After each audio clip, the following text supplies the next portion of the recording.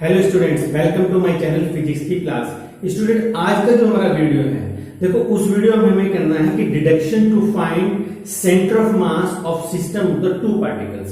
तो centre of mass के बारे में आप सब जानते हो कि centre of the mass of a body यानी कि ऑफ ए सिस्टम क्या होता है कि it is that point where whole mass of the body can be suppose to concentrated, जहां पूरी बॉडी के मास जो है इकट्ठा होता है, उस जगह को हम बोलते हैं सेंटर ऑफ मास। तो already I have drawn a picture on the board. तो suppose we have the two particle, तो consider we have the two particles m1 and 2 and having the mass m1 and m2। इन दोनों का मास m1 और m2 है। अब आप समझने की कोशिश करें कि सपोज मेरे पास दो बॉल है, ठीक है। तो दो बॉल को जब मैं इस तरह से एक दूसरे के पास लेके आऊंगा और इस तरह से उसको दबाऊंगा, यानी कि उनके ऊपर प्रेशर अप्लाई होगा, तो देखिए दो फोर्स है, एक तो इस मेरे थंब ने और इस फिंगर ने, मिडिल फिंगर ने इसको होल्ड करके रखा। तो ये तो हो गए हमारे एक्सटर्नल फोर्सेस। इसको हम कह सकते हैं कि F2, इसको बोल सकते हैं हम F1 फोर्स, यानी कि F1 या F2 या F1 या F2, ठीक है। अब जब इनको दबाया जा रहा है, ठीक है, तो अब इनको दबाने से इनका जो इंटरनल फोर्सेस होगा वो एक दूसरे के ऊपर लगेगा, यानी कि one body exert the force on the second body and second body exert the force on the first body. तो डियर स्टूडेंट्स, अब हमें क्या करना है, देखिए यहां पे ऑलरेडी मैंने बना दिया है कि ये बॉडी ए है, ये बॉडी बी है। हमें इसका सेंटर ऑफ मास निकालना है कि कहां पर इसका सेंटर ऑफ मास है। ऑलरेडी हम इसको निकाल चुके हैं, पिछले आर्टिकल मेरे वीडियो में जाकर देखिए, मैं लिंक में इसका डिस्क्रिप्शन में उसका लिंक दे दूंगा। देखिए अब जब ये दोनों बॉडी क्लोज में आती हैं, तो ये बॉडी इस पे फोर्स लगाती है, ये बॉडी इस पे फोर्स लगाती है, और ये तो इंटरनल फोर्सेस हैं, और ये हो गए F1 एंड F2, ये आपके एक्सटर्नल फोर्सेस हैं। तो चार फोर्सेस यहां पर हो गए। तो फर्स्ट बॉडी के लिए भी दो फोर्सेस हो गए और सेकंड बॉडी के लिए भी दो फोर्सेस हो गए, ठीक है। अब हमें न्यूटन के अकॉर्डिंग हमें पता है कि जब हमारे जो फोर्सेस हैं, जो internal forces F1 F2 plus F21, यानी कि one body exert the force on the second body, तो रिजल्ट हमारे पास आता है F12 is equal to minus F21, because to every reaction there is equal and opposite reactions. अब देखिए ये हमारे पास एक फॉर्मूला हो गया, तो इस फॉर्मूले के अकॉर्डिंग हम इससे यहां छोड़ते हैं। अब देखिए जो न्यूटन का सेकंड लॉ है, न्यूटन की सेकंड लॉ के अकॉर्डिंग इसमें क्या हो रहा है, the total force of the particle of mass m1 जो बॉडी है उस पर कितना हमारे पास फोर्स लग रहा है, टोटल फोर्स कितना लगा है। तो according to Newton second law हम बोलते हैं the rate of the change of the momentum is called the Newton second law.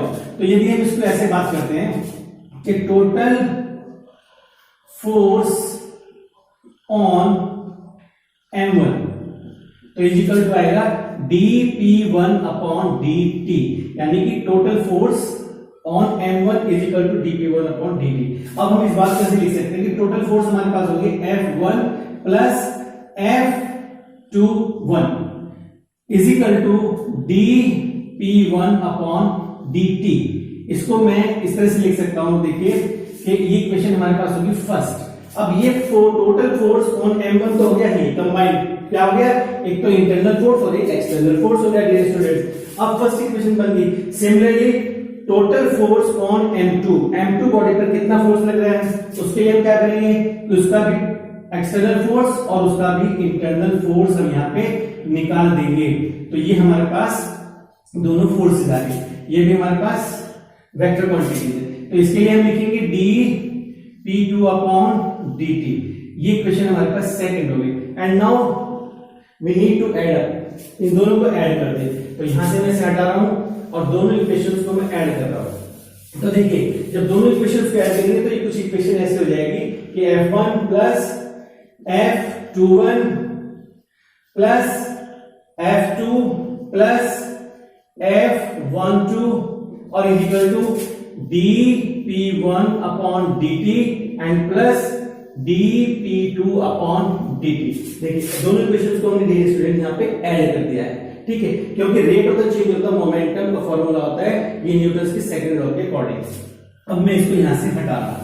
अब देखिए इन दोनों रिजल्ट में क्या हो रहा है कि F1 plus F2 plus F21 plus F12 is equal to d upon dt। p1 की जो वैल्यू होती है वो होती है m1 v1 plus d upon dt। p2 की वैल्यू होती है m2 एंड v2। अब ये जो रिजल्ट है ये F21 प्लस F12 के अकॉर्डिंगली 0 हो गया। अब ये टोटल फोर्स हो गया F1 plus F2 is equal to, अब हम यहाँ क्या करें, d अपॉन dt को यहां से ले लें कॉमन, हमारे पास हो जाएगा m1 v1 plus m2 v2। अब देखिए हमें कुछ समझने की जरूरत है। ये v1 क्या है, वेलोसिटी। वेलोसिटी का फॉर्मूला होता है डिस्टेंस अपॉन टाइम। तो इस पार्टिकल का डिस्टेंस है r1, इस पार्टिकल का डिस्टेंस है r2। तो v1 के प्लेस पर हम क्या लिख सकते हैं, at the place of v1 and at the place of v2। तो हम लिख सकते हैं v1 is equal to dr1 upon dt, और v2 की जगह पे लिख सकते हैं dr2 अपॉन dt। देखिए दोनों वेक्टर क्वांटिटी, जब इसकी जगह पे हम पुट करेंगे तो f1 plus f2 is equal to, तो d अपॉन dt आएगा डियर स्टूडेंट। अब यहाँ m1, अब देखिए v1 की जगह पे डालना है dr1, तो dr1 अपॉन dt प्लस अब m2, और v2 की जगह पे आ जाएगा dr2 अपॉन dt। अब हम एक काम करें कि f1 plus f2 is equal to d upon dt, और इसमें से d अपॉन dt को हम बाहर निकालें तो हो जाएगा d स्क्वायर और dt स्क्वायर। अब अंदर बचेगा m1 r1 plus m2 and r2। तो इतना तक आप समझिए। हमने क्या किया, दोनों फोर्स इकट्ठे किए, ये 0 हो गया, टोटल फोर्स हो गया, v1 की वैल्यू को हमने यहाँ पुट कर दिया। ठीक है, अब हम इसको यहां से ऊपर से रब कर रहे हैं, और यहां से हटाने के बाद सीधे सीधे से हम इस पे आ जाएंगे डियर स्टूडेंट्स।